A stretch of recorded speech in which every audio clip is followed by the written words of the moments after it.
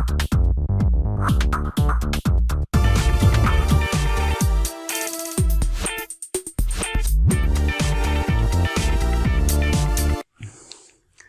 Students and welcome again to Abhyas tutorial YouTube channel.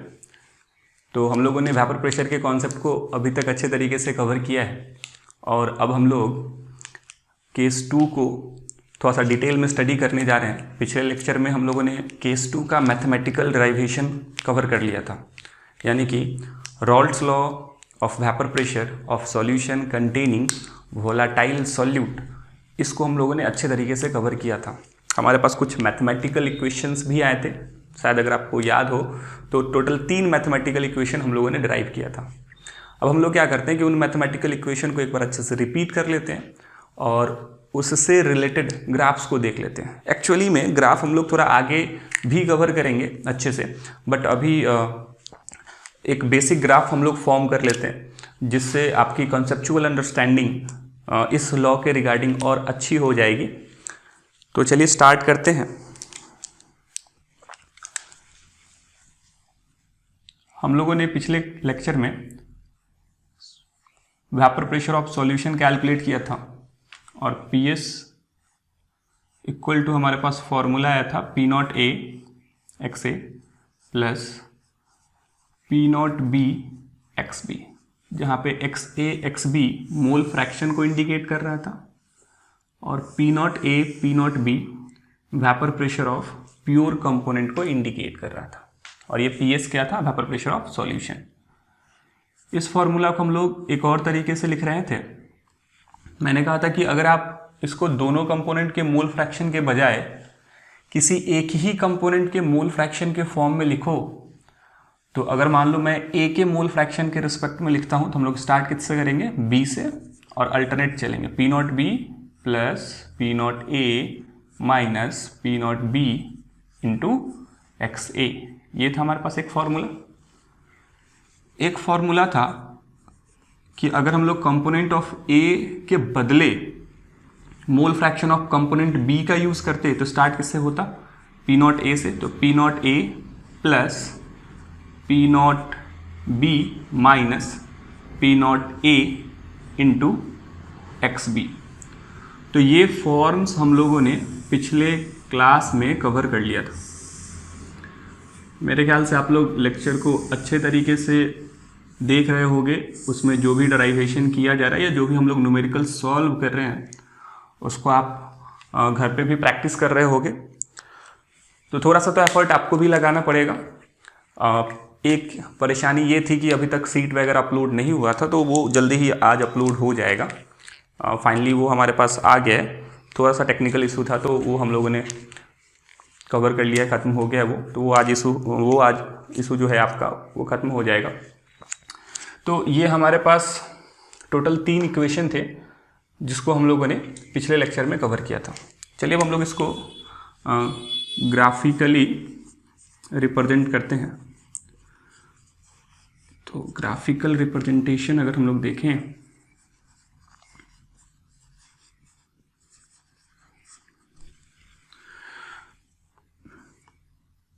तो हम लोग ग्राफ ड्रॉ करते हैं। PS equal to P0A XA plus P0B XB का, ये हमारे पास इक्वेशन है।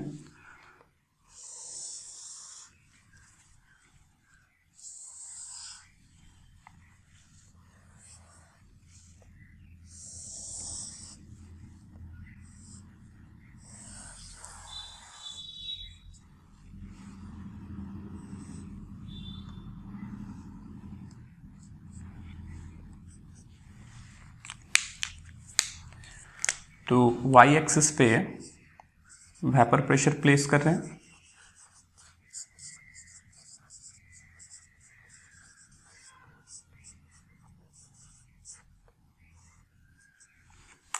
x एक्सिस पे हम लोग प्लेस कर रहे हैं मोल फ्रैक्शन।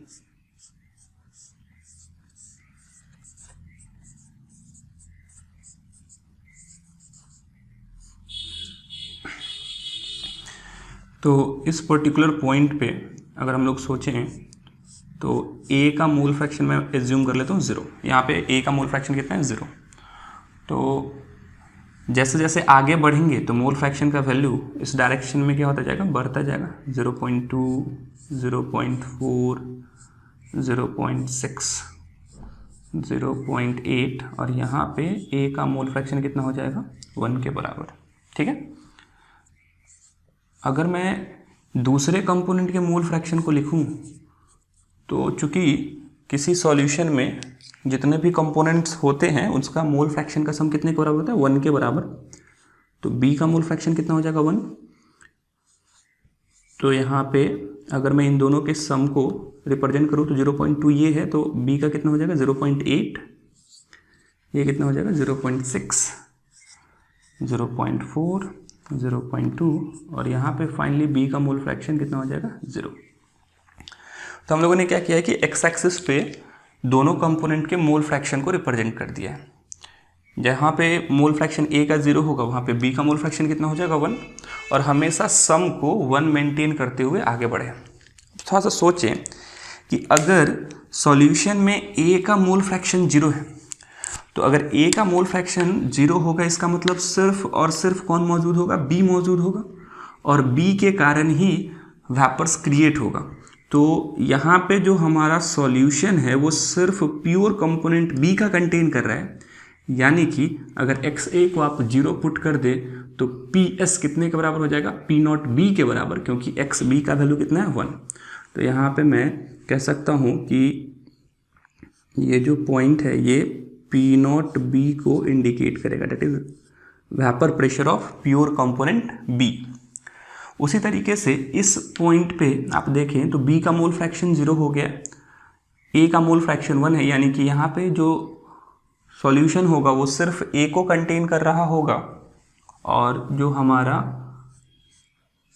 सॉल्यूशन का वेपर प्रेशर होगा वो पी नॉट ए के बराबर आएगा। इसको आप मैथमेटिकली भी सोचो, बी का वैल्यू 0 पुट कर देते हैं और एक्स ए का वैल्यू जो है वो 1 पुट कर देते हैं, तो पी एस का वैल्यू कितना हो जाएगा, पी नॉट ए के बराबर। तो ओवरऑल ये हम लोगों ने 2 लाइन ऑब्टेन कर लिया। अब जैसे जैसे मोल फ्रैक्शन वेरी करेंगे वैसे वैसे हमारा वेपर प्रेशर भी क्या होगा, वेरी करेगा।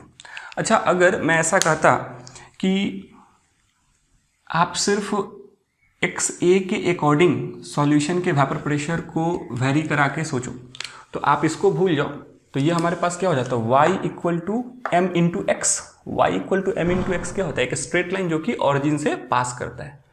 तो ओवरऑल अगर मैं ए के कॉरस्पॉन्डिंग लाइन सोचता तो अभी देखें ए का मोल फ्रैक्शन कितना है 0।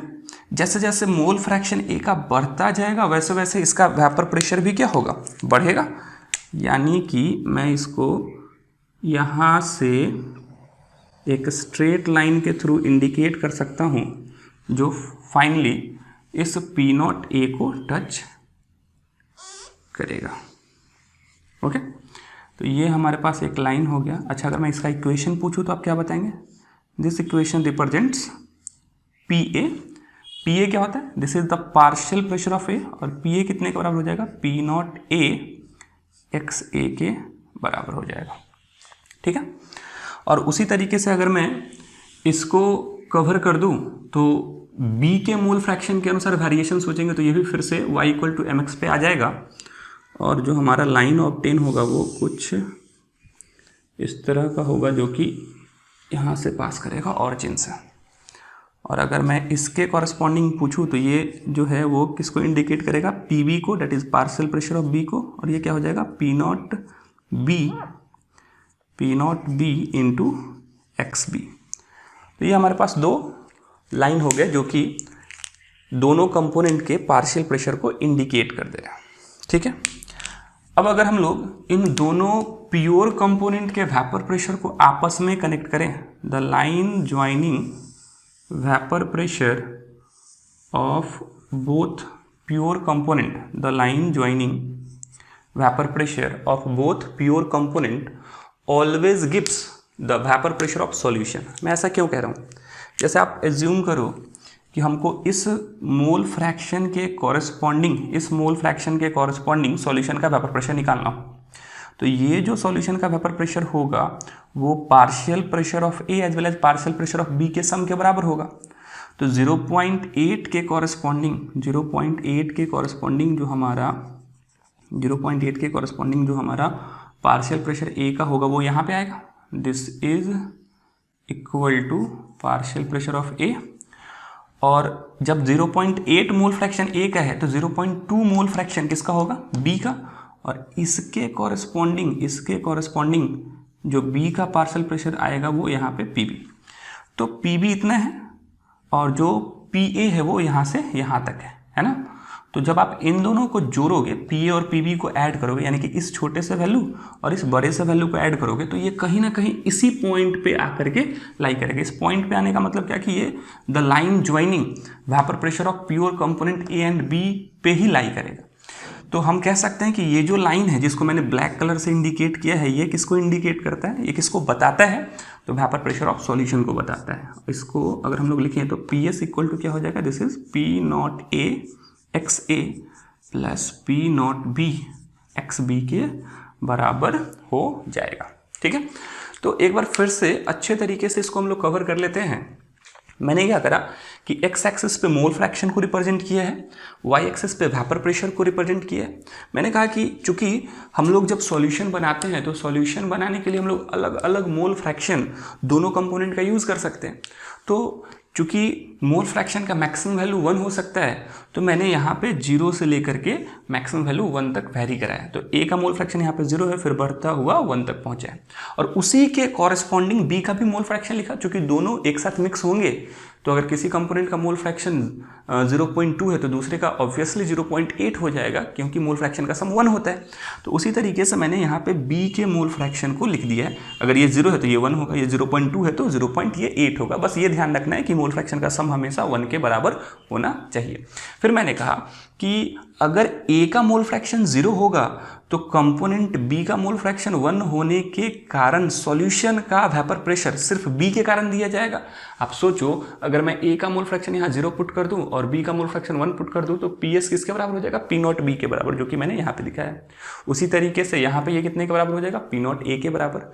अब अगर हम लोग इस मोल फ्रैक्शन को चेंज करने से वेपर प्रेशर में चेंज सोचे तो मैंने एक एक कंपोनेंट के कारण अलग अलग पहले रेड कलर से लाइन ड्रॉ किया। तो अगर आप पहले बी के कारण सोचते हो, बी के कारण, तो सोचो कि ये हो जाएगा y और ये हो जाएगा m into x. X variable है, m क्या है हमारा, तो ये स्लोप की तरह काम करेगा। तो y equal to M X क्या होता है, एक स्ट्रेट लाइन जो कि ऑरिजिन से पास करता है। तो एक्स बी देखो यहाँ पे 0, जैसे जैसे एक्स बी का वैल्यू बढ़ेगा ये हमारा पी एस भी क्या होगा, बढ़ता जाएगा, और ये फाइनली एक्स बी जब 1 होगा तो कितने के बराबर हो जाएगा, पी नॉट बी के बराबर। इसको मैंने इस तरीके से यहाँ पे दिखाया, ठीक है, और उसी सेम तरीके से मैंने ये लाइन भी ड्रॉ किया है। अब किसी का कहना हो सकता है कि साहब आपने पी नॉट ए को ऊपर रखा है स्लाइटली, पी नॉट बी को नीचे रखा है। तो यहाँ पे हमारा जो कल का एजम्पशन था उसी को मैं लेकर के चल रहा हूँ। हम लोगों ने क्या माना था कि कंपोनेंट ए जो है वो ज़्यादा वोलाटाइल है और कंपोनेंट बी जो है वो कम वोलाटाइल है। डेट्स वाई मैंने यहाँ पे पी नॉट ए को थोड़ा ऊपर दिखाया है और पी नॉट बी को नीचे दिखाया है। जो ज़्यादा वोलाटाइल होगा उसका वेपर प्रेशर भी क्या होगा, ज़्यादा होगा। एक और पॉइंट आपको ध्यान में रखना है, कोई चाहे तो बी को ज़्यादा वोलाटाइल मान ले, उससे कोई फर्क पड़ता नहीं है, ठीक है। तो ये हमारा ग्राफिकल रिप्रेजेंटेशन है जो कि बोर्ड एग्जाम्स में हमको रॉल्स लॉ के डराइवेशन के बाद जनरली रिप्रेजेंट करना चाहिए, जिससे एक कंसेप्चुअल व्यू मिलता है कि Rawls law of vapour pressure किस तरीके से सॉल्यूशन के वेपर प्रेशर को रिप्रेजेंट करता है, ठीक है। तो इसके अलावा भी बहुत सारे ग्राफ हैं, हम लोग इसको आगे देखेंगे। स्पेशली हम लोग एक ग्राफ वाले सेक्शन में भी आएंगे जिसमें दोनों केसेस से रिलेटेड ग्राफ्स हम लोग ड्रॉ करेंगे, ठीक है। तो ये हमारे पास केस 2 का हो गया ग्राफिकल रिप्रेजेंटेशन। अब हम लोग कुछ न्यूमेरिकल्स कवर करते हैं इससे रिलेटेड। जैसे एक छोटा सा पहले एग्जाम्पल मैं यहाँ पे आपको दे रहा हूँ। मान लो एक कंटेनर है और इस कंटेनर में हमारे पास 2 वोलाटाइल लिक्विड्स मौजूद हैं, ठीक है, और इसके नंबर ऑफ मोल्स को Na से इंडिकेट करो। इसके 2 मोल मौजूद हैं। इसके नंबर ऑफ मोल्स को मैं Nb से इंडिकेट करो, इसके 3 मोल्स हैं। साथ ही साथ आपको P not A 200 mm of Hg provide कर दिया गया है एंड पी नॉट बी जो है वो आपको 300 mm ऑफ Hg प्रोवाइड कर दिया गया है। कहा जा रहा है calculate the vapour pressure of solution. एक सिंपल सा मैंने एग्जांपल दिया जिससे आप क्लियर कर पाए कि कैसे हम लोग न्यूमेरिकल्स को सॉल्व करेंगे। तो देखो यहाँ पे हमारे पास कितने कंपोनेंट्स है, 2 कंपोनेंट। अच्छा, दोनों वोलाटाइल है कि नहीं ये कैसे पता चलेगा? अगर दोनों का वेपर प्रेशर क्वेश्चन दे रहा है इसका मतलब दोनों वोलाटाइल है। अगर नॉन वोलाटाइल होगा तो क्वेश्चन कह देगा या उसका वेपर प्रेशर नहीं देगा। या एक और तरीका है कि अगर कोई भी सब्सटेंस सॉलिड स्टेट में हो तो वो नॉन वोलाटाइल ही होता है, जैसे शुगर, यूरिया। ठीक है, तो यहाँ पे हमको मोल्स प्रोवाइड कर दिया गया और दोनों का वेपर प्रेशर भी प्रोवाइड कर दिया गया। करा है सॉल्यूशन का वेपर प्रेशर कैलकुलेट करें तो हमारे पास जो फॉर्मूला है सॉल्यूशन के वेपर प्रेशर के कॉरस्पॉन्डिंग वो क्या है, पी एस इक्वल टू बताओ P not A X A plus P not B X B. ठीक है, हम लोग सबसे पहले मोल फ्रैक्शन कैलकुलेट कर लेते हैं। तो अगर मैं एक्स ए कैलकुलेट करूं तो मोल फ्रैक्शन ऑफ ए क्या हो जाएगा, number of moles of A by number of moles of A plus number of moles of B, अपना मोल बटा टोटल मोल। तो ये हो जाएगा 2 divided by 2 plus 3 that is 2/5। उसी सेम तरीके से अगर मैं एक्स बी कैलकुलेट करता तो इसका अपना मोल कितना है 3 और टोटल मोल कितना हो जाता 5। तो एक्स ए एक्स बी हम लोगों ने कैलकुलेट कर लिया। तो अब मैं यहाँ पे वैल्यूज पुट कर दूँ तो पी नॉट ए कितना है 200 मल्टीप्लाइड बाई एक्स ए कितना है 2/5 प्लस पी नॉट बी कितना है बाबू 300 मल्टीप्लाइड बाई, अगर हम लोग एक्स बी का वैल्यू पुट करें तो ये कितना हो जाएगा 3/5। ये 40 टाइम्स कैंसिल आउट हो जाएगा और ये कितना 60 टाइम्स, ये कितना हो जाएगा 80 प्लस 180, वैल्यू कितना आ रहा है 260 mm ऑफ Hg। अब एक जो मैंने पॉइंट कल आपको समझाया था, अगर आप लेक्चर्स को अच्छे तरीके से कवर कर रहे हैं तो आपको याद होना चाहिए कि जो सॉल्यूशन का वेपर प्रेशर है वो हमेशा दोनों प्योर कंपोनेंट के वेपर प्रेशर के बीच में ही लाई करता है। वो लोअर वोलेटिलिटी कंटेन करने वाले सब्सटेंस से ज़्यादा होता है as well as higher volatility contain करने वाले सब्सटेंस से कम होता है। जैसे देखें इसमें हाइयर वोलेटिलिटी किसका है, बी का, और लोअर वोलेटिलिटी किसका है, ए का। तो 200-300 mm ऑफ Hg के बीच में ही हमारा सॉल्यूशन का वेपर प्रेशर लाई करेगा और लाई कर भी रहा है। ये कितना रहा है 260 mm ऑफ Hg। ठीक है, तो देखें आप लोगों को प्रैक्टिस करना ज़रूरी है। प्रैक्टिस आप अच्छे तरीके से करें, जो भी लेक्चर्स अभी तक आए हैं उन सभी को आप अच्छे तरीके से कवर करें। देखो बहुत सारे बच्चे ये भी बोल रहे थे कि सर कंसंट्रेशन टर्म तो पहले हम लोगों ने कवर किया है, फिर से क्या कवर करना। ठीक है, कवर किया है तो आप एक बार रिवाइज कर लो, क्योंकि जब आप इस चैप्टर को आगे देखोगे तो आपको लगेगा कि कंसंट्रेशन टर्म बहुत ज़्यादा इंपॉर्टेंट है। अगर आप कंसंट्रेशन टर्म को अच्छे तरीके से समझ पा रहे हो, उससे रिलेटेड टर्म्स फटाफट कैलकुलेट करो तो न्यूमेरिकल्स में भी कहीं कोई परेशानी नहीं आ रही है। ठीक है, और अभी तक आपने देखा भी होगा कि देखो हम लोग मोल फ्रैक्शन का यूज़ कर रहे हैं। ठीक है, आगे चल करके हम लोग मोलैलिटी का यूज़ करेंगे, तो ये सभी टर्म्स बार बार आने जा रहे हैं। तो मैंने यहाँ पे एक क्वेश्चन मेंशन किया है, कह रहा है कि calculate mole fraction of A when vapour pressure of solution is 420 mm of Hg and P not A 200 mm of Hg as well as P not B is 500 mm of Hg। आपको mole fraction of A calculate करना है। आपको solution का vapour pressure दे दिया गया है, साथ ही साथ दोनों कंपोनेंट का प्योर स्टेट में वेपर प्रेशर दे दिया गया है। तो ये तो डायरेक्ट फॉर्मूला बेस्ड क्वेश्चन है। मैंने कहा था कि जब आप मोल फ्रैक्शन ऑफ ए के टर्म में लिखें वेपर प्रेशर ऑफ सॉल्यूशन तो पी एस इक्वल टू क्या होता है बताओ। तो पी एस इक्वल टू होता है, हम लोग स्टार्ट किससे करेंगे, बी से, याद है, P not B plus P not A minus P not B into X A. तो हमको क्या कैलकुलेट करना है, एक्स ए कैलकुलेट करना है। अगर मैं यहाँ से एक्स ए कैलकुलेट करूँ, थोड़ा सा सोचो, एक्स ए इक्वल टू क्या हो जाएगा, तो एक्स ए इक्वल टू हो जाएगा पी एस, ये इधर जाएगा तो सब्सट्रैक्ट हो जाएगा P S minus P not be, और ये डिवाइड में आ जाएगा P not A minus P not B, ये हमारे पास फॉर्मूला हो जाएगा। तो पी एस का वैल्यू कितना है बताओ, 420। पी नॉट बी कितना है, पी नॉट बी का वैल्यू कितना है हमारे पास 500, ठीक है। और नीचे में हमारे पास क्या हो जाएगा बताओ, तो P not a that is 200 minus P not be 500, ये वैल्यू आएगा। इसको अगर हम लोग कैलकुलेट करें तो ये हमारे पास कितना हो जाएगा 80/300। कैंसिल आउट करें तो ये हमारे पास हो जाएगा, 2 से मैं कट कर देता हूँ तो ये 4/15। तो ए का मोल फ्रैक्शन कैलकुलेट करने के बाद हमको कितना आ गया 4/15। थोड़ा सा अगर आप सोचो कि कभी कभी ऐसा भी हो सकता है कि हम लोग फॉर्मूला कभी कभी क्या हो जाता है, भूल जाते हैं। तो फॉर्मूला अगर भूल गए और आपको मोल फ्रैक्शन ऑफ ए निकालना है तो इसी को आप ट्रिक वाइज सोच सकते हो।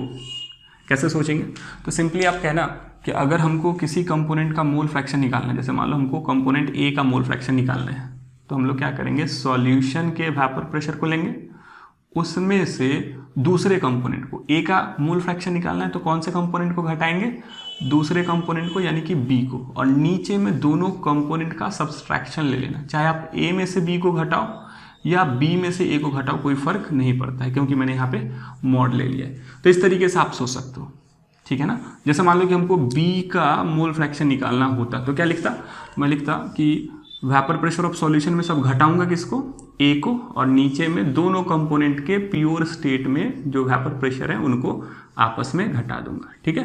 तो इस तरीके से हम लोग काम कर सकते हैं, इस तरीके से याद रख सकते हैं, ठीक है। तो ऐसे भी आप सॉल्व कर सकते हैं। चलो मैंने यहाँ पे कुछ छोटे छोटे क्वेश्चन दिए हैं, फटाफट इसको सॉल्व करते हैं, मेरे ख्याल से बहुत ही आसान है। यहाँ पे कह रहा है कि पी नॉट ए जो है वो 300 mm ऑफ एच जी है, पी नॉट पी 400 है, पी एस आपका 360 है। क्वेश्चन कह रहा है calculate X A and X B, आपको X A as well as X B calculate करके बताना है। तो आसान सा है, अगर मान लो मैं एक्स ए कैलकुलेट करता हूँ तो एक्स ए इक्वल टू क्या हो जाएगा, हम लोग सॉल्यूशन के वेपर प्रेशर को लेंगे, सॉल्यूशन का वेपर प्रेशर कितना है 360, इसमें से घटाएंगे, चूंकि ए का मोल फ्रैक्शन निकाल रहे हैं तो घटाएंगे किसको, बी को, यानी कि -400 डिवाइडेड बाई नीचे में किसी को भी आप किसी में से सब्सट्रैक्ट कर दो, कोई फर्क नहीं पड़ता, मैंने P not A minus P not be लिख दिया। तो ऊपर में हमारे पास कितना आ जाएगा बाबू 40 और नीचे में कितना आ जाएगा 100, ठीक है। और चूंकि मॉड है तो माइनस आपका खत्म हो जाएगा, तो ये हमारे पास कितना हो गया 2/5, ये 0 से 0 कैंसिल, ये 2 से 2 टाइम और ये 5 टाइम। तो एक्स ए अगर हमारे पास आ गया 2/5 तो एक्स बी कितना हो जाएगा 1 - 2/5, क्योंकि मोल फ्रैक्शन का सम हमेशा 1 होता है, तो ये हमारे पास हो जाएगा 3/5। इतना आसान है, कर सकते हैं आप, ठीक है। चलो आगे बढ़ते हैं। अगर मैं यहाँ पे एक्स ए कैलकुलेट करूँ तो एक्स ए कैलकुलेट करूँगा तो सॉल्यूशन का वेपर प्रेशर कितना 500, ए का निकाल रहे तो घटाएंगे किसको, बी को, तो माइनस बी हमारे पास कितना है, सॉरी यहाँ पे सॉल्यूशन का वेपर प्रेशर कितना था 470, माइनस ए का निकाल रहे तो घटाएंगे किसको, बी को, डेट इज 500 डिवाइडेड बाई हमारे पास दोनों कंपोनेंट के वेपर प्रेशर का सब्सट्रैक्शन यानी कि 300 माइनस 500। तो ऊपर में कितना आ जाएगा बाबू 30 और नीचे में हमारे पास कितना आ जाएगा 200, डेट इज 3/20। ये अगर 3/20 है तो एक्स बी कितना हो जाएगा 1 - 3/20, डेट इज 17/20।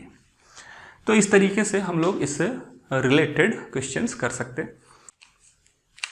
तो उन सभी न्यूमेरिकल्स को सॉल्व करने के बाद हम लोग आगे कुछ और न्यूमेरिकल्स करते हैं। आई थिंक आप लोगों को समझ में आ रहा होगा और आप चीज़ों को अच्छे तरीके से कवर कर रहे होंगे। तो कुछ और अच्छे न्यूमेरिकल्स की तरफ बढ़ते हैं और देखते हैं कि वेपर प्रेशर से रिलेटेड जो क्वेश्चंस हैं वो कैसे और पूछे जा सकते हैं। तो यहाँ पे मैंने कहा है कि हमारे पास 2 वोलाटाइल कंपोनेंट है, कह रहे हैं vapour pressure of 2 volatile component A and B. 2 volatile component है, एक ए है और एक बी है, जिसका vapour pressure 300 and 500 mm of Hg provide कर दिया गया। कह रहा है कि अगर A as well as B का मोलर मास 50 एंड 200 हो तो vapour pressure of solution calculate करें, लेकिन कंडीशन दे दिया है कि अगर इक्वल मास ए और बी का मिलाया जाए तो वेपर प्रेशर बताइए पहले केस में, और दूसरे केस में अगर इक्वल मोल्स लिया जाए तो पहले जो इन्फॉर्मेशन है, जो क्वेश्चन ने इन्फॉर्मेशन हमको प्रोवाइड किया वो लिख लेते हैं। तो वेपर प्रेशर दोनों का दे दिया गया है। बताओ पी नॉट ए कितना दिया है बाबू, 300, ठीक है, mm of Hg। P not be कितना प्रोवाइड कर दिया गया है, तो P not B is 500 mm of Hc। साथ ही साथ मॉलिक्यूलर मास ऑफ ए ये कितना है, 50। ए का मॉलिक्यूलर मास 50 है और बी का मॉलिक्यूलर मास कितना है, तो 200 मॉलिक्यूलर मास दे दिया गया। इतना डेटा हमको प्रोवाइडेड है। अगर हम लोग सेकंड वाले केस से स्टार्ट करें तो क्वेश्चन ने सेकंड वाले केस के लिए कंडीशन दे दिया है equal moles of A and B, यानी कि दोनों के मोल्स क्या है, बराबर है। तो number of moles of A equal to number of moles of B. मैं मान लेता हूँ कि ये कितने के बराबर है, x के बराबर। तो मोल फ्रैक्शन ऑफ ए कितना हो जाएगा, अपना मोल यानी कि x बाई टोटल मोल। तो दोनों के मोल कितने हैं, x यानी कि x प्लस x कितना हो जाएगा, 2x। तो मोल फ्रैक्शन हमारे पास 1/2 आएगा, यानी कि कंपोनेंट b का भी मोल फ्रैक्शन 1/2। तो जब इक्वल मोल्स होंगे तो दोनों कंपोनेंट का मोल फ्रैक्शन कितना हो जाएगा, 1/2। अब अगर हम लोग PS कैलकुलेट करें तो PS इक्वल टू क्या हो जाएगा, P नॉट ए कितना है, 300 इंटू 1/2 प्लस हमारे पास दूसरा कितना है, 500 इंटू 1/2, यानी कि ये हो जाएगा 150 प्लस ये हो जाएगा 250, ऐड कर देंगे तो 400 mm ऑफ Hg आ जाएगा। अब यहाँ से एक छोटा सा ट्रिक भी डेवलप हो रहा है। ट्रिक क्या डेवलप हुआ, इसको बड़ा अच्छे तरीके से आप लिख लेंगे। ट्रिक ये डेवलप हुआ कि अगर इक्वल मोल्स दोनों कंपोनेंट के मिक्स किए जाएंगे तो उस तरह के केस में सॉल्यूशन का जो वेपर प्रेशर होगा वो दोनों कंपोनेंट के वेपर प्रेशर का क्या होगा, एवरेज होगा। एक का 300 था, एक का 500 था, दोनों को जोड़ देंगे, 2 से डिवाइड कर देंगे तो 800/2 यानी कि 400 आएगा। तो हम मैं कह सकता हूँ कि vapour pressure of solution is given by average value of vapour pressure of pure components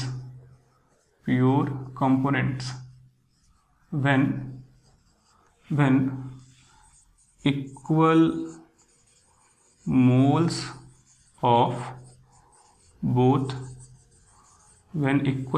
of both component is taken in the solution, ऐसा हम लोग कह सकते हैं। यानी कि हमारा जो सॉल्यूशन का वेपर प्रेशर होगा PS वो कितना हो जाएगा, P not A plus P not B by 2 इस वैल्यू के बराबर हो जाएगा। लेकिन ये वैल्यू के बराबर कब होगा, जब हमारे पास दोनों कंपोनेंट के मोल्स क्या होंगे, बराबर होंगे। तो ये एक इम्पॉर्टेंट कंक्लूजन है जिसको आपको ध्यान में रखना है कि अगर दोनों कंपोनेंट के मोल्स क्या हैं, बराबर, तो उस केस में मोल फ्रैक्शन दोनों का कितना हो जाएगा, 1/2 और मोल फ्रैक्शन जब 1/2 होगा तो हमारा फॉर्मूला जो है इस फॉर्म में कन्वर्ट हो जाएगा। यानी कि सॉल्यूशन का वेपर प्रेशर दोनों कंपोनेंट के वेपर प्रेशर के एवरेज से दिया जाएगा। ठीक है, तो ये हमारे पास एक छोटा सा फॉर्म हो जाएगा। अब अगर हम लोग पहले केस की तरफ बढ़ें तो पहले केस के लिए क्वेश्चन कह रहा है कि आप क्या ले लो, इक्वल मास ले लो। मैं इसको मिटा दे रहा हूँ। Equal mass of component A and B. जब दोनों कंपोनेंट का इक्वल मास लिया जाएगा तो आपसे पूछा जा रहा है कि वेपर प्रेशर कितना होगा। तो सोचिए, अगर मैं पहले वाले पार्ट को सॉल्व करूं तो WA आपको कितना दिया, x मान लेते हैं चूंकि इक्वल कर रहा है, तो WB भी हमारे पास कितना हो जाएगा, x ही हो जाएगा। W से मैं वेट को इंडिकेट करूं, यानी कि दोनों का वेट मैंने x ग्राम एज्यूम कर लिया। तो number of moles of A कितना हो जाएगा, x बाई इसका मोलर मास 50 और number of moles of B कितना हो जाएगा, x बाई 200। इसी तरीके से मैं अगर XA निकालूँ, मोल फ्रैक्शन ऑफ A, तो ये हो जाएगा अपना मोल that is x by 50 by total mole, तो x by 50 plus x by 200। अगर आप इसको कैलकुलेट करें तो ये हो जाएगा x/50, एलसीएम कितना आ जाएगा 200, और ये हो जाएगा हमारे पास 4x + x। ठीक है, दिस इज x/50 और ये 200 ऊपर आ जाएगा और नीचे में हमारे पास 5x, ये x और x कैंसिल हो जाएगा और ये 4 टाइम्स कटने के बाद ये हमारे पास आ जाएगा 4/5। तो XA हमारे पास कितना आ गया 4/5। इधर वाले पोर्शन को भी मैं मिटा दे रहा हूँ, शायद आप लोगों ने नोट कर लिया होगा। जब भी आपको लगे कि मैं जल्दी चीज़ों को रब कर दे रहा हूँ तो आप वीडियो को पॉज करके नोट्स बना लें। तो यहाँ पे XA हमारे पास 4/5 हो गया। अगर मैं XB कैलकुलेट करता तो ये 1 में से सब्सट्रैक्ट करने से मिल जाएगा, क्योंकि मोल फ्रैक्शन का सम हमारे पास कितना होता है तो 1 के बराबर। तो दोनों कंपोनेंट का मोल फ्रैक्शन हम लोगों ने निकाल लिया जब हम लोग इक्वल मास ले रहे थे। तो जैसे ही मोल फ्रैक्शन निकलेगा अब हम लोग सॉल्यूशन का वेपर प्रेशर आसानी से निकाल सकते हैं। ये कितना हो जाएगा P0A XA + P0B XB। तो P0A का वैल्यू है कितना 300, क्वेश्चन ने दिया है, इंटू XA कितना है हमारे पास, तो ये है 4/5 + P0B कितना है 500 और इसका मोल फ्रैक्शन 1/5। अगर आप इसको कट करें तो ये कितने टाइम्स 60 और ये कट होगा कितना 100। तो ओवरऑल ये 240 + 100, ये हमारे पास कितना आ गया 340 mm ऑफ Hg। तो हम लोग इस तरीके से क्वेश्चन को सॉल्व करेंगे। तो एक के लिए शॉर्टकट ही हो गया कि अगर दोनों का मोल्स बराबर होगा तो उस पर्टिकुलर कंडीशन में हम कहेंगे कि एवरेज वैल्यू से ही सॉल्यूशन का वेपर प्रेशर मिल जाएगा। और अगर दोनों का वेट बराबर है तो वेट से पहले क्या निकाल लेंगे मोल्स, मोल से मोल फ्रैक्शन, और मोल फ्रैक्शन जैसे ही हम लोग फाइंड आउट करेंगे हमारा सॉल्यूशन का जो वेपर प्रेशर है वो ईजिली कैलकुलेट हो जाएगा। तो ये हमारे पास एक क्वेश्चन रहा, इंपॉर्टेंट क्वेश्चन, अच्छे तरीके से इसको देखें। चलिए नेक्स्ट क्वेश्चन की तरफ आते हैं। अगले क्वेश्चन की तरफ आए तो कह रहा है कि vapour pressure of 2 volatile component A and B is given by this. एक इक्वेशन दे दिया है, देखो एक इक्वेशन दिया है कि अगर हम लोग 2 वोलेटाइल कंपोनेंट को मिक्स कर दें तो उसको मिक्स करने के बाद जो सॉल्यूशन बनेगा उसका वेपर प्रेशर कुछ इस तरीके से दिया जा रहा है। क्या दिया गया है, P that is vapour pressure of solution equal to 5.3 - 2.3 into XB, ये आपको वैल्यू दे रहा है। जहाँ पे XB के बारे में बता दिया है कि ये मोल फ्रैक्शन ऑफ B को इंडिकेट करता है। ये किसको इंडिकेट कर रहा है, मोल फ्रैक्शन ऑफ B को। तो आपसे कह रहा है कि P0A निकालिए एज वेल एज P0B निकालिए। P0A P0B क्या होता है, तो ये प्योर कंपोनेंट्स के वेपर प्रेशर को इंडिकेट करता है। थोड़ा सा सोचो, जब भी इस तरह का क्वेश्चन हो तो आप इसको स्टैंडर्ड इक्वेशन जो हम लोगों ने डेराइवेशन में पढ़ा था उससे कंपेयर करने की कोशिश करेंगे। हमारा जो स्टैंडर्ड इक्वेशन था वो टोटल 3 था। 3 में एक इक्वेशन था जिसमें हम लोगों ने वेपर प्रेशर ऑफ सॉल्यूशन को मोल फ्रैक्शन ऑफ B के रिस्पेक्ट में लिखा था। क्यों मैं मोल फ्रैक्शन ऑफ B की ही बात कर रहा हूँ, क्योंकि यहाँ पे भी हमको दिख रहा है कि इस इक्वेशन में मोल फ्रैक्शन ऑफ B यूज़ किया गया है। तो अगर मैं लिखूं कि vapour pressure of solution mole fraction of B के टर्म में क्या होता है, तो इसका क्या था, PS इक्वल टू क्या होता है बताओ, PS equal to P0A। B के टर्म में लिखना है तो स्टार्ट किससे करेंगे, A से, तो P0A + P0B - P0A into XB। और इसको हम कंपेयर कर लेते हैं। कंपेयर कैसे करेंगे, तो P इक्वल टू हमारे पास कितना है 5.3 - 2.3 इंटू XB। अब अगर आप कंपेयर करेंगे तो ये वैल्यू इसको इंडिकेट करेगा, ठीक है। और ये जो हमारे पास पूरा का पूरा वैल्यू है ये वाला -2.3, ये इसको इंडिकेट करेगा। यानी कि मैं यहाँ से कह सकता हूँ this is equation 1, this is equation 2। तो मैं कह सकता हूँ कंपेयरिंग इक्वेशन 1 and 2, अगर हम दोनों इक्वेशन को कंपेयर करें, कंपेयरिंग इक्वेशन 1 and 2, तो P0A हमारे पास कितना हो जाएगा 5.3, और मैं लिख सकता हूँ P0B - P0A का वैल्यू कितना हो जाएगा बताओ, तो -2.3। तो अगर मैं यहाँ से P0B कैलकुलेट करूँ तो ये हो जाएगा 2.3, और ये इस तरफ आने के बाद प्लस हो जाएगा 5.3। अगर मैं इसको कैलकुलेट करूँ तो ये कितने के बराबर आ जाएगा, 3 के बराबर आ जाएगा।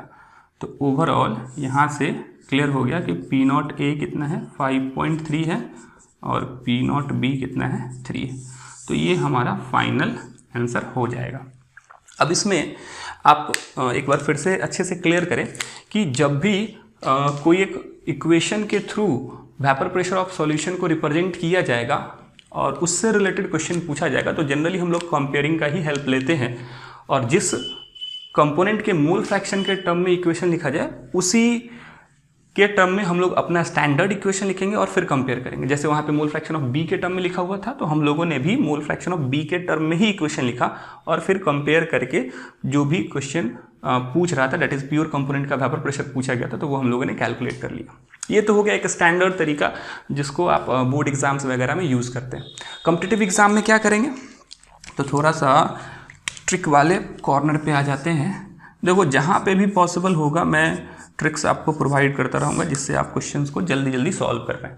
तो यहाँ पे सोचो कि अगर इस इक्वेशन में b का मोल फ्रैक्शन 1 हो जाता तो b का जब मोल फ्रैक्शन 1 होगा तो उस समय जो सॉल्यूशन है वो सिर्फ क्या कंटेन करेगा, प्योर कंपोनेंट b ही कंटेन करेगा और जब प्योर कंपोनेंट b कंटेन करेगा तो उस समय vapour pressure P not b के बराबर होगा। जैसे हम लोगों ने ये इक्वेशन पढ़ा था, इक्वेशन क्या था PS इक्वल टू क्या था बताओ, P not A X A plus P not B X B, ठीक है ना। तो अगर मैं इसमें एक्स बी को कितना बना दूँ 1 तो हमारा PS जो है वो कितना हो जाता था P नॉट बी और अगर मैं एक्स ए को कितना बना दूँ 1 बना दूँ तो उस समय PS कितना हो जाएगा, एक्स ए को 1 बनाऊंगा तो एक्स बी ऑब्वियसली 0 हो जाएगा तो PS हमारे पास P नॉट ए के बराबर हो जाएगा। तो वैसा ही हम लोग इस इक्वेशन में भी करेंगे।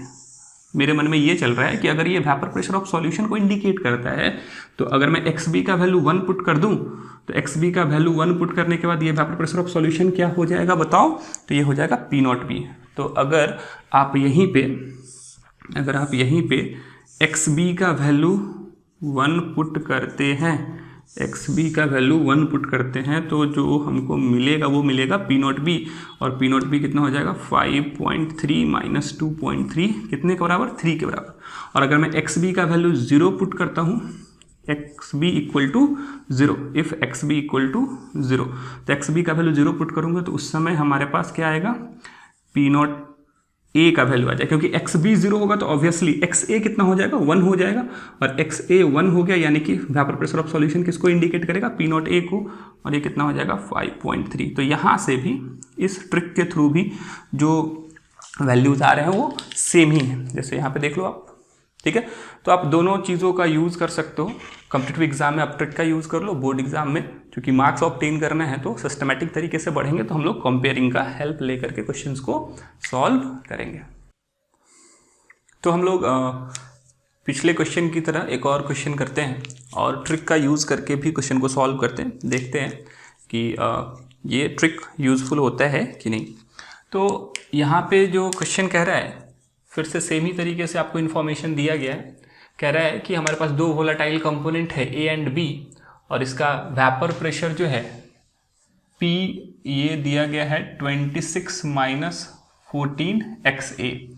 जब A के टर्म में लिखा जाएगा हमारा इक्वेशन तो हम लोग स्टार्ट किससे करते थे, B से, तो लिखते क्या P not B plus P not A minus P not B into XA। ये हमारे पास इक्वेशन 1 हो गया, ये इक्वेशन 2 हो गया।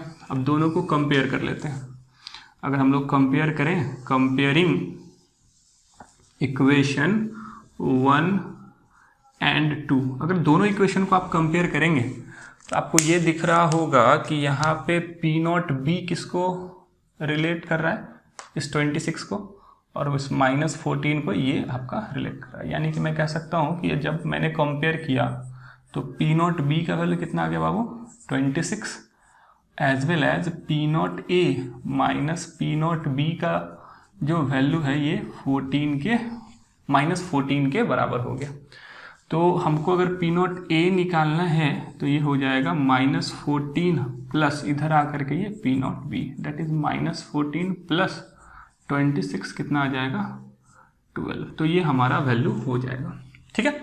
अच्छा, अगर मैं इसको ट्रिक से सॉल्व करता, सोचो अगर मैं इसको ट्रिक से सॉल्व करता तो ट्रिक हमारा क्या कहता है कि अगर मैं यहाँ पे ए का मोल फ्रैक्शन कितना कर देता, 0, एज्यूम कर लेते हैं कि सर ए का मोल फ्रैक्शन सॉल्यूशन में हो गया 0, ए का मोल फ्रैक्शन 0 हो गया तो इसका मतलब सॉल्यूशन में सिर्फ कौन मौजूद है, बी, और बी जब मौजूद होगा तो उस समय पी एस कितने के बराबर हो जाएगा, पी नॉट बी के बराबर।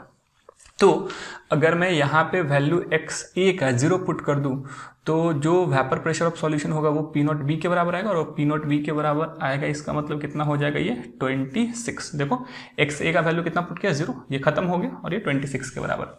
अब फिर मैं क्या करता हूँ कि एक्स ए का वैल्यू 1 पुट कर देता हूँ। एक्स ए का वैल्यू 1 पुट करूँगा, जैसे इसका वैल्यू 1 पुट करूँगा तो उस केस में हमारा जो सॉल्यूशन है वो सिर्फ क्या कंटेन करेगा, ए कंटेन करेगा, यानी कि वेपर प्रेशर किसके बराबर हो जाएगा, पी नॉट ए के बराबर। ठीक है, और जब मैं यहाँ पे 1 पुट करता हूँ तो ये 26 माइनस 14 कितना आ जाएगा, 12 के बराबर। तो आप देख सकते हैं कि ट्रिक भी यहाँ पे ईजिली एप्लीकेबल है। पी नॉट भी 26 यहाँ भी था, यहाँ भी आया, ये 12 और वो भी 12। ठीक है, तो इस तरीके से हम लोग इस तरह के क्वेश्चन को सॉल्व कर सकते हैं। जनरली इस तरह के क्वेश्चंस बहुत बारी जेई मेंस में, नीट में आते रहे।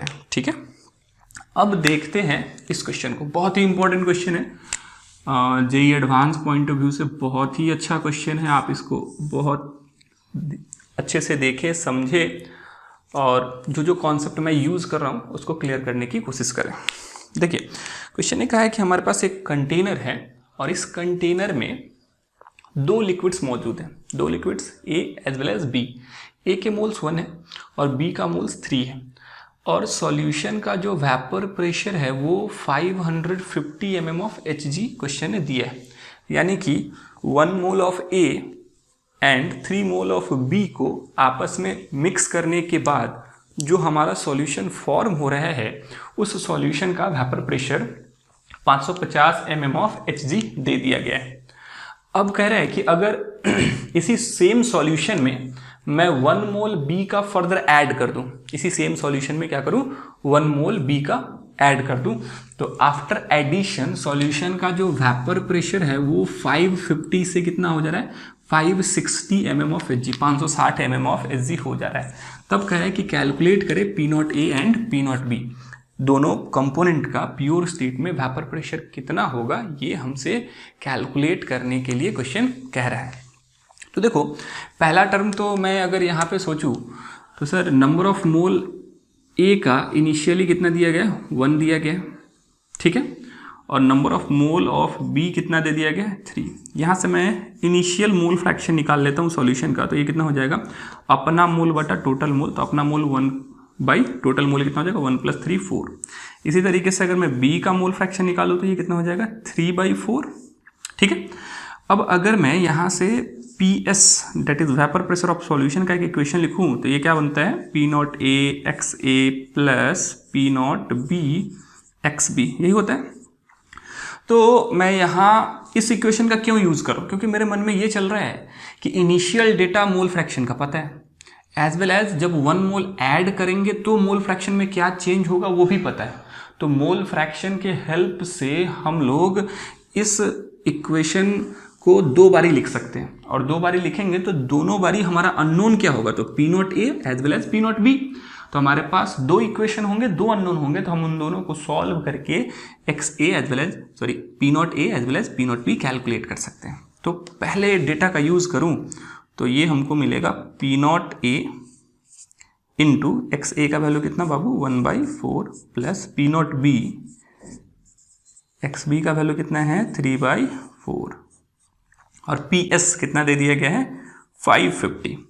एलसीएम ले लेते हैं तो ये हमारे पास हो जाता P not A plus 3 P not B equal to, इसको मल्टीप्लाई करें तो ये 2200 के बराबर होगा।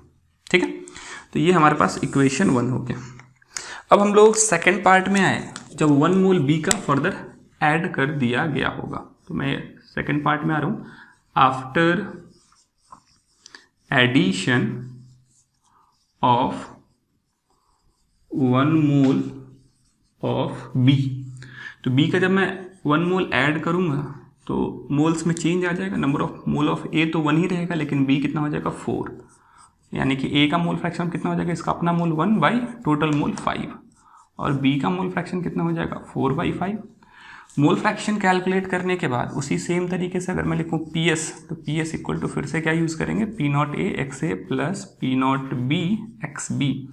तो पी एस कितना हो गया है 560, पी नॉट ए तो नहीं पता है, एक्स ए का वैल्यू कितना हो गया है 1/5 प्लस पी नॉट बी का वैल्यू कैलकुलेट करना है, एक्स बी कितना हो गया 4/5। एलसीएम लेते हैं तो ये हो जाता 5 हो जाएगा, यानी कि हमको मिलेगा P not A plus 4 P not B equal to, इसको मल्टीप्लाई करते हैं तो ये 0, ये आपका 0 25 और 3 28, यानी कि हमारे पास एक और इक्वेशन आ गया है P not A P not be के फॉर्म में। अब अगर हम इन दोनों को सॉल्व कर लेते हैं, तो सॉल्व करने के बाद हम लोग P not A P not B calculate कर सकते हैं। तो अगर मैं इन दोनों को सॉल्व करूं तो लिख सकते हैं P not A plus 3 P not B equal to 2200, फिर नीचे है हमारे पास P not A plus 4 P not B equal to 2800। Solve करें तो ये हमारा माइनस ये कैंसिल आउट हो जाएगा, कितना आ जाएगा minus of P not B equal to कितना माइनस ऑफ 600, ये कैंसिल आउट, यानी कि हमारे पास पी नॉट बी जो है वो 600 mm ऑफ एच जी के बराबर आएगा। और अगर मैं किसी एक इक्वेशन का हेल्प ले लूँ, मैं इक्वेशन 1 का ही यूज़ करता हूँ, फ्रॉम इक्वेशन 1, तो P not A plus 3 P not be है, 3 पी नॉट बी ये कितने के बराबर है बाबू 2200 के बराबर। पी नॉट बी का वैल्यू पुट कर देते हैं, तो पी नॉट ए कितना आ जाएगा, ये 2200 और ये 3 × 600 यानी कितना हो जाएगा 1800। तो ये हमारे पास कितना आ जाएगा, सब्सट्रैक्ट करने के बाद 400 mm ऑफ एच जी, यानी कि इस तरीके से हम लोग P not A as well as P not B calculate कर सकते हैं। ऑप्शंस के थ्रू भी हम लोग कभी कभी क्वेश्चन को डायरेक्टली सॉल्व कर सकते हैं। जैसे यहाँ पे कुछ टर्म पहले क्लियर कर लेते हैं। जैसे आप सोचो कि ए और बी जब आपस में मिक्स किए गए थे, ए का 1 मोल था और बी का 3 मोल था, तो वेपर प्रेशर ऑफ सॉल्यूशन कितना था 550। जैसे ही बी का फर्दर एडिशन हुआ तो सॉल्यूशन का वेपर प्रेशर बढ़ गया, यानी कि आप अगर किसी कंपोनेंट को ऐड करते हो, उसके मोल फ्रैक्शन, उसके मोल्स को बढ़ाते हो, यानी कि ऑब्वियसली उसका मोल फ्रैक्शन भी बढ़ेगा। तो वैसा करने से अगर सॉल्यूशन का वेपर प्रेशर बढ़ रहा है, इसका मतलब वो कंपोनेंट क्या है, ज़्यादा वोलाटाइल है। यहाँ से ये क्लियर हो जा रहा है, बिना क्वेश्चन को सॉल्व किए हुए हम कह सकते हैं कि according to this data component B is more volatile than component A. और अगर कंपोनेंट बी ज़्यादा वोलाटाइल है तो उसका वेपर प्रेशर क्या आएगा, ज़्यादा। देखो हम लोगों ने सॉल्व किया है तो हमको बी का जो वेपर प्रेशर है वो 600 आया है और ए का वेपर प्रेशर कितना है 400। यानी कि हम लोग वैसे ऑप्शन को चुन सकते थे जिसमें बी का वेपर प्रेशर ज़्यादा होता और ए का वेपर प्रेशर क्या होता, कम होता। ठीक है, तो इस तरीके से हम लोग डायरेक्ट ऑप्शन को भी देख करके क्वेश्चन को सॉल्व कर सकते हैं। तो चलिए हम लोग उसी सेम क्वेश्चन से आगे बढ़ते हैं और इसमें ऑप्शन के थ्रू करेक्ट आंसर की तरफ पहुंचते हैं। एलिमिनेशन मेथड का हम लोग यूज़ करने जा रहे हैं, यानी कि एलिमिनेशन मेथड में हम लोग रॉन्ग ऑप्शंस को एलिमिनेट करेंगे और कम से कम ऑप्शंस के थ्रू सही आंसर तक पहुंचने की कोशिश करेंगे। कहने का मीनिंग ये है कि रॉन्ग ऑप्शन को एलिमिनेट करने के बाद बहुत ही कम ऑप्शंस बचेंगे, जिससे हमारे करेक्ट होने की प्रोबेबिलिटी ज़्यादा होगी। तो क्वेश्चन सेम ही है कि इनिशियली सॉल्यूशन का vapour pressure 550 mm of Hg है। जैसे ही 1 मोल बी का ऐड करते हैं, after addition of 1 mole of B, solution का vapour pressure 560 mm of Hg हो जा रहा है। यानी कि कंपोनेंट बी को ऐड करने से सॉल्यूशन का वेपर प्रेशर बढ़ रहा है। तो क्या कहेंगे कि बी कंपोनेंट जो है वो ज़्यादा वोलेटाइल है, बी इज मोर वोलाटाइल, ये हम कह सकते हैं। और अगर कंपोनेंट बी ज़्यादा वोलाटाइल है तो इसका वेपर प्रेशर भी क्या होगा, ज़्यादा होगा कंपोनेंट ए से। तो ये पहला इन्फॉर्मेशन क्वेश्चन के डेटा से हमको समझ में आ रहा। और दूसरा तो जो हमेशा यूज़ हम लोग कर सकते हैं कि सॉल्यूशन का वेपर प्रेशर हमेशा लेस वोलाटाइल कंपोनेंट से ज़्यादा होगा और मोर वोलाटाइल कंपोनेंट से क्या होगा, कम होगा। तो लेस वोलेटाइल कंपोनेंट हमारे पास कौन है, ए है, और मोर वोलेटाइल कंपोनेंट कौन है, बी है। तो ये हमको दो इन्फॉर्मेशन मतलब इस गिवन डेटा से पता चल जा रहा है। अब इसी क्वेश्चन के रिस्पेक्ट में मैंने यहाँ पे ऑप्शंस आपको प्रोवाइड किया। अब आपको इस क्वेश्चन के लिए करेक्ट आंसर सेलेक्ट करना है, यानी कि हमको यहाँ पे कैलकुलेट क्या करना था, P not A P not B.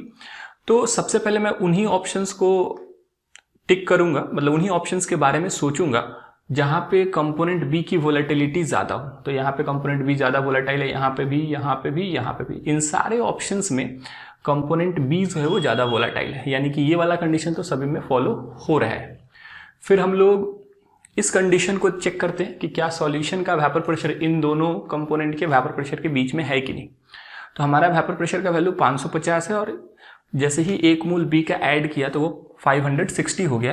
तो चेक कर लेते हैं, इसमें 560 का वैल्यू बीच में लाई नहीं करेगा, कट कर देते हैं। इसमें भी नहीं करेगा, इसमें भी नहीं करेगा, लेकिन इसमें लाई कर जाएगा, यानी कि ये ऑप्शन हमारा करेक्ट है। तो एक तो ये तरीका हो गया। यहाँ पे हम लोगों ने क्या किया कि उन दोनों कंडीशन को बारी बारी से चेक किया। पहले कंडीशन को तो सभी फॉलो कर रहे थे, लेकिन सेकंड कंडीशन में सारे नहीं आ रहे थे, ठीक है। सिर्फ एक ही जो ऑप्शन था वो सेकंड कंडीशन को भी फॉलो कर रहा था। तो हमारा ऑप्शन कौन सा हो गया, डी। अगर इसके अनुसार चले, इस ऑप्शन को थोड़ा सा मैंने पहले के कंपैरिजन में ज़्यादा डिफिकल्ट बना दिया, तो देखते हैं कि क्या इस ऑप्शन में हम लोग डायरेक्टली आंसर तक पहुंच पाते हैं कि नहीं। तो वही दो कंडीशन है, कंपोनेंट बी इसमें ज़्यादा वोलेटाइल है, इसमें कम वोलेटाइल, इसको कट कर देते हैं। इसमें भी ज़्यादा वोलेटाइल है और इसमें भी ज़्यादा वोलेटाइल है। यहाँ पे चेक करें तो सॉल्यूशन का वेपर प्रेशर इन दोनों के बीच में लाई नहीं कर रहा, क्योंकि जब 1 मोल बी ऐड कर रहे थे तो 560 हो जा रहा था, और इसमें 550 ही है मोर वोलेटाइल कंपोनेंट का वेपर प्रेशर। तो ये हमारा कट हो गया, ये भी कट हो गया। अब इसमें चेक करते हैं, तो इसमें कंडीशन फर्स्ट जो है वो तो फॉलो हो रहा, बी इज मोर वोलेटाइल, और इन दोनों के बीच में वेपर प्रेशर भी लाई कर रहा है। यहाँ पे भी वही सेम टर्म है, यानी कि अब हमारे पास ये दो ऑप्शन बच रहे हैं जिसमें हमको करेक्ट ऑप्शन चुनना है। तो ओवरऑल ऐसा करने से हम लोग क्या कर दे रहे हैं, ऑप्शंस को रिड्यूस कर दे रहे हैं। जो रॉन्ग ऑप्शन है उसको पहले ही एलिमिनेट कर दे रहे हैं। पहले हमारे पास करेक्ट होने की प्रोबेबिलिटी कितनी थी, 25%। 4 ऑप्शन थे, अगर हम लोग सिंपली ऐसे ही टिक कर देते कोई ऑप्शन तो 25% सही होने के चांसेस होते, और अगर हम लोग यहाँ पे आए तो हमारे पास सही होने के चांसेस कितने हैं, 50%। तो कभी कभी एग्जाम में ऐसा भी होता है कि क्वेश्चन देखने के बाद लगता है कि हाँ वो बन जाएगा, लेकिन हम लोग कहीं कहीं जाकर के कैलकुलेशन में फंस जाते हैं। तो इस तरह के केसेस में हम लोग इस तरह का टेक्निक अप्लाई कर सकते हैं। तो चलिए अब हम लोग एक और न्यूमेरिकल करते हैं इसी टॉपिक से रिलेटेड। तो यहाँ पे क्वेश्चन कह रहा है कि हमारे पास एक एक्वस सॉल्यूशन है जो कि कोई एक लिक्विड ए कंटेन कर रहा है।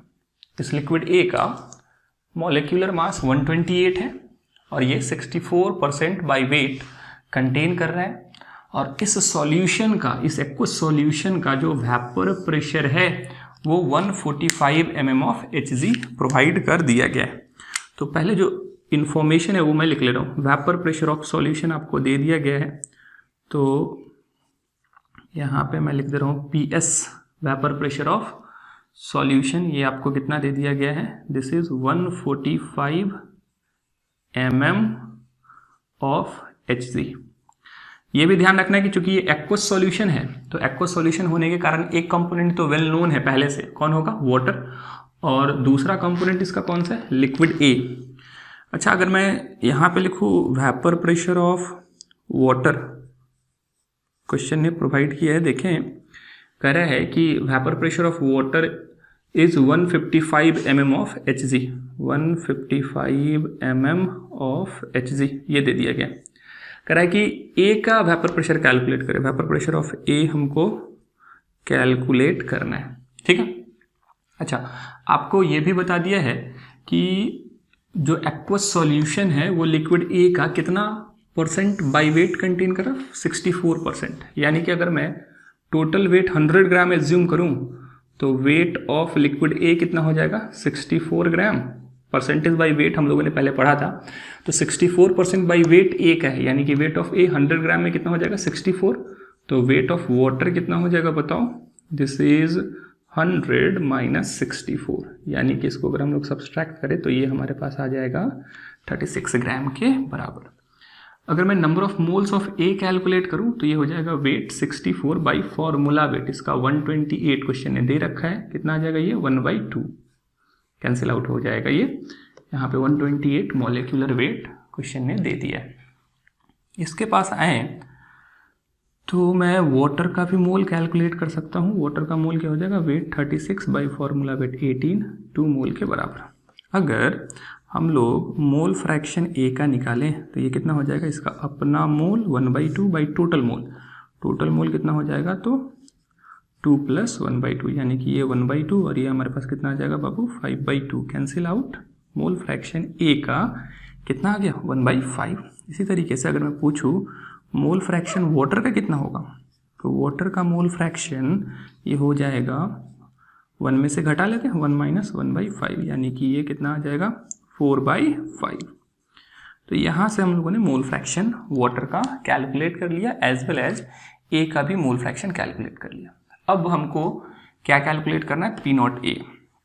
तो अगर मैं फॉर्मूला अप्लाई करूँ PS का, तो PS इक्वल टू क्या हो जाएगा P0A × XA, और जो दूसरा कंपोनेंट है वहाँ पे मैं B के बदले क्या लिख लेता हूँ, वाटर, तो ये हो जाएगा P0 of water into mole fraction of water. तो P0A पुट कर दे रहा हूँ, ये तो पता नहीं है, ये तो हमको कैलकुलेट करना है। तो P0A इंटू XA का वैल्यू कितना है बाबू 1/5 प्लस वाटर के लिए कितना दिया है 155 इंटू वाटर का मोल फ्रैक्शन है 4/5। अगर हम लोग इसको फर्दर कैलकुलेट करें, मैं थोड़ा सा इधर लिख रहा हूँ, आप ध्यान देंगे, तो ये हमारे पास कितना हो जाएगा, PS का वैल्यू है 145 इक्वल टू LCM हमारे पास कितना आ जाएगा 5, और ये हमारे पास हो जाएगा P0A प्लस दिस इज 20 और ये 60 और ये 262 620, इसको मल्टीप्लाई करें तो ये हो जाएगा 25 और ये 725, ठीक है, इक्वल टू P0A प्लस 620, यानी कि अगर मैं P0A कैलकुलेट करूँ तो दिस इज 720 माइनस 620, ये हमारे पास कितना आ जाएगा 105 mm ऑफ Hg। तो इस तरीके से हम लोग यहाँ पे P0A कैलकुलेट कर सकते हैं। एक बार फिर से रिपीट करूँ, अच्छा क्वेश्चन है ये भी, इस तरह के क्वेश्चंस एग्जाम्स में रहते हैं। आप जब लास्ट में क्वेश्चन बैंक सॉल्व करेंगे तो इस तरह के क्वेश्चंस आप देखेंगे कि बहुत सारे प्रीवियस एग्जाम में पूछे गए। क्वेश्चन कह रहा था कि हमारे पास कोई एक एक्वस सॉल्यूशन है, जैसे ही एक्वस कहा तो दिमाग में क्या आ गया बताओ, वाटर का सॉल्यूशन है, ठीक है। उसमें कौन सा दूसरा कंपोनेंट है, कोई एक लिक्विड ए है जिसका मॉलिक्यूलर वेट कितना था 128। अब वो लिक्विड ए 64% बाई वेट मौजूद है। कह रहा है कि अगर उस सॉल्यूशन का vapour pressure 145 mm of Hg हो और प्योर वाटर का vapour pressure 155 mm of Hg हो सेम टेम्परेचर पे, तो कैलकुलेट करें वेपर प्रेशर ऑफ ए। तो पहले जो डेटा था वो मैंने लिख लिया, सॉल्यूशन का वेपर प्रेशर पता था 145, वाटर का 155, P0A कैलकुलेट करना था। इस इंफॉर्मेशन से हम लोगों ने लिख लिया कि वेट ऑफ ए कितना है 64, वाटर का वेट कितना हो जाएगा। तो चूंकि परसेंटेज बाय वेट दिया था तो हम लोगों ने एज्यूम किया कि सॉल्यूशन का वेट कितना रहा होगा 100 ग्राम, और 100 में 64 ग्राम अगर लिक्विड ए है तो वाटर कितना हो जाएगा, तो 100 - 64 कितना आ जाएगा 36 ग्राम। उसी तरीके से फिर मैंने मोल्स निकाल लिया वेट बाई फॉर्मूला वेट करके, फिर मोल फ्रैक्शन कैलकुलेट किया, और हमारे पास तो एक फॉर्मूला है सॉल्यूशन के वेपर प्रेशर का, उसको अप्लाई कर दिया, PS equal to P0A into XA, और प्लस क्या होता है P0B इंटू XB। तो P0B के बदले हम लोगों ने दूसरा कंपोनेंट क्या यूज़ किया, वाटर, तो वाटर का ही mole fraction as well as pure state में वेपर प्रेशर यहाँ पे पुट कर दिया गया है, और फिर हम लोगों ने कैलकुलेट कर लिया लिक्विड ए का वेपर प्रेशर, ठीक है। तो चलिए आगे बढ़ते हैं, हम लोग स्टार्ट करते हैं determination of mole fraction in vapour phase. Vapour phase में मोल फ्रैक्शन कैसे कैलकुलेट किया जाएगा ये हम लोग डिटरमाइन करते हैं। थोड़ा सा पीछे की तरफ जो पॉइंट्स हम लोगों ने कवर कर लिया है उसको भी एक बार रिपीट कर लेते हैं, जिससे ये चीज़ें आपको आसानी से समझ में आ जाए। चीज़ें क्या हैं, तो हम लोगों ने देखा था कि जब दोनों कंपोनेंट वोलाटाइल हो तो सॉल्यूशन का वेपर प्रेशर जब हम लोग कैलकुलेट करते थे तो सॉल्यूशन के वेपर प्रेशर को कैलकुलेट करने के लिए हमको दो चीज़ें रिक्वायर्ड थी, एक mole fraction in liquid phase और दूसरा चाहिए था हमको प्योर स्टेट में वेपर प्रेशर। याद करें हमारा फॉर्मूला क्या था, तो PS equal to P not A into X A plus P not B into X B, यही दो चीज़ें रिक्वायर्ड थी, एक प्योर स्टेट में वेपर प्रेशर और दूसरा मोल फ्रैक्शन।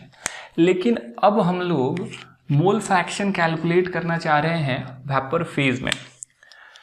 देखिए इसको कैसे कैलकुलेट करते हैं। हम लोगों ने एक कंटेनर लिया है, क्लोज्ड कंटेनर लिया है, जिसमें मैं सॉल्यूशन फिल कर दे रहा हूँ जो कि दो component A as well as B contain कर रहा हूँ, पहले की ही तरह। इस तरीके से मैं A as well as B के मॉलिक्यूल्स को इंडिकेट कर दे रहा हूँ। ये सरफेस मॉलिक्यूल्स हैं A as well as B के,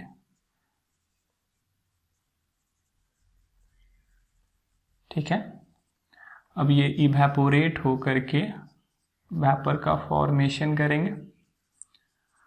यहाँ पे मान लेते हैं कि sufficient amount of vapour form हो गया। अब इस वेपर में भी A as well as B के मॉलिक्यूल्स मौजूद होंगे, ठीक है। यहाँ पे भी मैं A as well as B को इस तरीके से इंडिकेट कर दे रहा हूँ। अब अगर आप थोड़ा सा ध्यान दें तो इस पर्टिकुलर लिक्विड सॉल्यूशन में हम लोग जो A का मोल फ्रैक्शन होता था उसको XA से इंडिकेट करते थे। अब थोड़ा सा डिटेल में मैं लिख रहा हूँ, इसको मैं लिख रहा हूँ मोल fraction of A in liquid phase. ये हो गया किसका मोल फ्रैक्शन? A का। B के मोल फ्रैक्शन को मैं XB से इंडिकेट कर दे रहा हूँ, लेकिन ये सभी मोल फ्रैक्शन कौन से फेज में? लिक्विड फेज में। अब वेपर बना होगा तो वेपर में भी तो A के एज वेल एज B के मॉलिक्यूल्स होंगे, और यहाँ पे भी A का कुछ ना कुछ मोल फ्रैक्शन होगा एज वेल एज B का कुछ ना कुछ मोल फ्रैक्शन होगा। तो A के मोल फ्रैक्शन को जो कि वेपर फेज में है उसको मैं YA से इंडिकेट कर रहा हूँ। मैं लिख रहा हूँ मोल fraction of A in vapour phase. Mole fraction of A in vapour phase, ये क्या हो गया? YA, okay. अच्छा, इसी तरीके से अगर मैं YB लिखूं तो YB किसके मोल फ्रैक्शन को इंडिकेट करेगा? B के मोल फ्रैक्शन को इंडिकेट करेगा, लेकिन ये वेपर फेज में होगा। अच्छा, PS हमारे लिए क्या था? PS, this is vapour pressure of solution. We are interested in calculating YA and YB। हम लोगों को YA एंड YB कैलकुलेट करना है और इसी के लिए हम कुछ टर्म्स सोच रहे हैं, ठीक है। तो अगर हम लोग PS का फॉर्मूला यूज करें अकॉर्डिंग टू रॉल्स लॉ, तो PS इक्वल टू क्या होता है? PS इक्वल टू होता है P not A XA plus P not B into XB। ये किसके according? This is according to Raoult's law. अगर हम लोग रॉल्स लॉ का यूज करें तो हम लोग ऐसा लिख सकते हैं। साथ ही साथ अगर मैं आपसे कहूं कि PA किसके बराबर होगा? What is PA?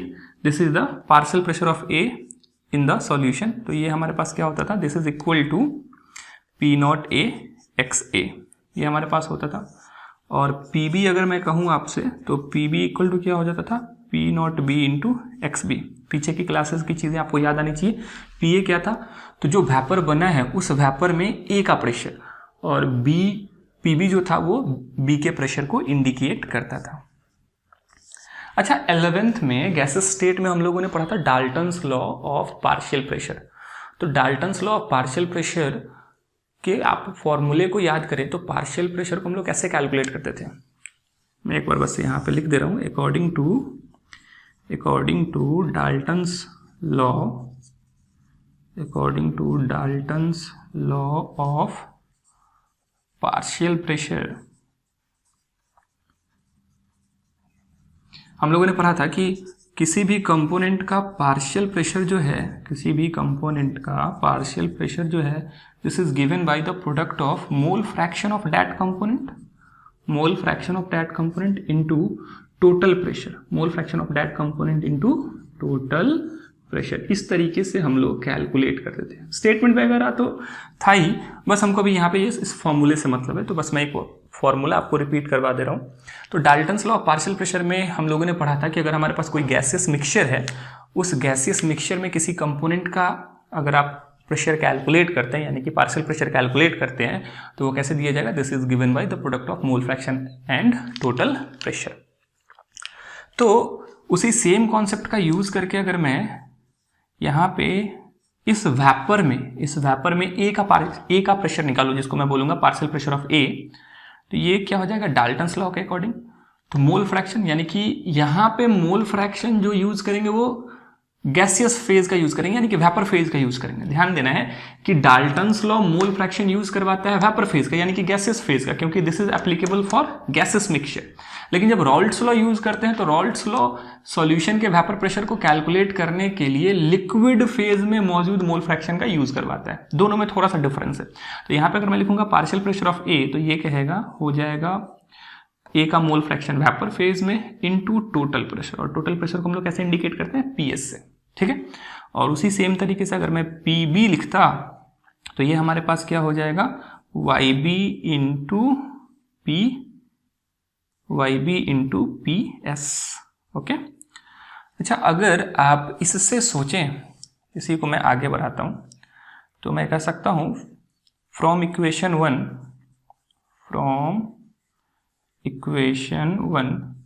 P A की जगह पर हम लोग क्या लिख सकते हैं, P not A into X A. तो ये हो जाएगा P not A into X A equal to Y A into P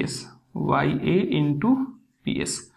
तो यहाँ से हमारा वाई ए का वैल्यू कितना आ जाएगा बताओ, this is equal to P not A X A by P S. ये वैल्यू हमारे पास आ जाएगा। ठीक है, और उसी सेम तरीके से अगर मैं यहाँ पे सोचूं तो फ्रॉम इक्वेशन 2 अगर मैं लिखता तो ये पी बी क्या हो जाता, P not B into X B equal to क्या हो जाएगा, Y B into P S. और यहाँ से वाई बी हमारा आ जाएगा क्या बताओ, तो P not B into X B by P S. ये हमारे पास वैल्यू आ जाएगा। तो ये हम लोगों ने वाई ए कैलकुलेट कर लिया as well as Y B calculate कर लिया। ठीक है, तो इस तरीके से आप Y A Y B calculate कर सकते हैं। और वाई ए वाई बी किसको इंडिकेट करता है, तो वेपर फेज में component A as well as B के मोल फ्रैक्शन को। तो ये दो फॉर्मूला इंपॉर्टेंट है, आपको इसको याद रखना है। अच्छा, अगर मैं इसको थोड़ा सा और मॉडिफाई करूं, इसको मैं कैपिटल ए मान लेता हूं और इसको मैं कैपिटल बी मान लेता हूं। तो अगर मैं इक्वेशन ए को बी से डिवाइड कर दूं तो हमको क्या मिलेगा, Y A by Y B equal to P S, और ये पी एस कैंसिल हो जाएगा तो ऊपर हो जाएगा P not A X A by P not B X B. Overall ये फाइनल इक्वेशन हम लोग ऑब्टेन करेंगे। ठीक है, तो ये हमारे पास हो गया calculation method of mole fraction of component A and be in vapour phase. तो हम लोग सबसे ज़्यादा इस फॉर्म का यूज़ करते हैं। क्यों करते हैं वो न्यूमेरिकल्स में हम लोग देखेंगे। ऐसे आप इसका भी डायरेक्टली यूज़ करके मोल फ्रैक्शन कंपोनेंट्स का कैलकुलेट कर सकते हैं। फॉर्मूला सिंपल सा है, अगर हमको वाई ए कैलकुलेट करना है तो वो क्या हो जाएगा, P not A into X A by P S. ठीक है, और वाई बी कैलकुलेट करना है तो ये क्या हो जाएगा, P not B into X B by P S. और इन दोनों का रेशियो क्या होता है, Y A by Y B क्या होता है, तो P not A into X A by P not B into X B के बराबर होता है। अच्छा, थोड़ा सा सोचें कि अगर मैं यहाँ से एक्स ए कैलकुलेट करता, यहाँ से मैं थोड़ा सा इसको और अगले लेवल पे लेके जाता हूँ, ये हम लोग ग्राफ में यूज़ करेंगे। तो यहाँ से अगर मैं एक्स ए कैलकुलेट करता तो एक्स ए कितना हो जाता है, एक्स ए इक्वल टू, देखिए ये मल्टीप्लाई होता तो ये हो जाता Y A into P S by P not A. ठीक है, और यहाँ से इस वाले पार्ट से मैं थोड़ा सा इधर लिख रहा हूँ, मैं लिखता एक्स बी, तो एक्स बी क्या होता, एक्स बी क्या हो जाता, Y B into P S by Y B into P S by P not B, ये हमारे पास हो जाता है। ठीक है, अब मैं थोड़ा सा एक टर्म यूज़ करता हूँ, X A plus X B, mole fraction का सम कितने के बराबर होता है, 1 के बराबर। तो अगर मैं एक्स ए की जगह पे टर्म्स लिखूं तो ये हो जाएगा Y A into P S by P not A plus ये क्या हो जाएगा, Y B into P S by P nought P equal to 1। यहाँ पे पी एस कुछ कॉमन दिख रहा है आपको, कॉमन करके मैं इसको इस तरफ भेज दे रहा हूँ, यानी कि ये हमारे पास हो जाएगा 1 बाई पी एस, कॉमन कर लिया और इसको इधर नीचे भेज दिया, तो 1 by P S equal to क्या हो जाएगा, Y A by P not A plus Y B by P nought P. तो ये फॉर्म भी हमारे लिए इम्पॉर्टेंट है, आगे हम लोग इसके थ्रू ग्राफ्स ड्रॉ करेंगे, ठीक है। तो ओवरऑल ये हमारा हो गया determination of mole fraction in vapour phase, ठीक है। तो ध्यान रखना है यहाँ पे हम लोगों ने क्या क्या सीखा।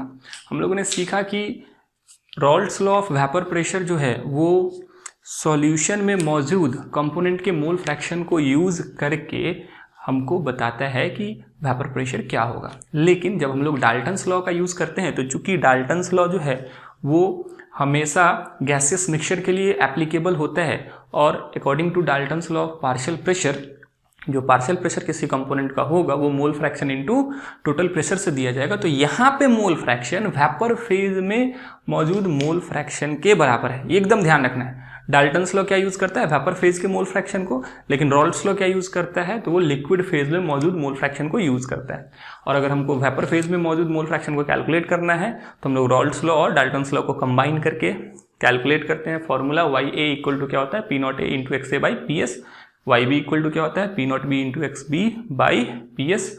और अगर हम लोग दोनों का रेशियो निकाले यानी कि Y A by Y B, तो ये क्या हो जाएगा, P not A X A by P not B X B. और एक छोटा सा टर्म जो हम लोगों ने यहाँ पे फर्दर अलग से ड्राइव किया है, थोड़ा सा ये आप अलग से नोट कर लीजिएगा। यानी कि यहाँ तक पहुँचने के बाद आप इस वाले पार्ट से एक्स बी कैलकुलेट कर लेना। मैं इसको रेड से सर्कल कर दे रहा हूँ। कौन से पार्ट से, इस वाले पार्ट से आप एक्स बी कैलकुलेट कर सकते हो, और इस वाले पार्ट से आप एक्स ए कैलकुलेट कर सकते हो। और जब इन दोनों को हम लोग जोड़ेंगे तो मोल फ्रैक्शन का सम कितना होता है, 1। तो मोल फ्रैक्शन का सम मैंने वहाँ पे 1 इंडिकेट किया, और एक्स ए एक्स बी के वैल्यू को सब्स्टिट्यूट करके एक अलग फॉर्म ऑब्टेन कर लिया, जिसका यूज़ हम लोग किसके लिए करेंगे, तो ग्राफ्स ड्रॉ करने के लिए करेंगे, जो कि आगे हम लोग अगले लेक्चर में शायद कवर करेंगे। तो ये हमारा टर्म इम्पॉर्टेंट हो जाएगा, तो इसको आप अच्छे से एक बार कवर कर लें, फिर हम लोग इस पे बेस्ड न्यूमेरिकल्स कवर करेंगे।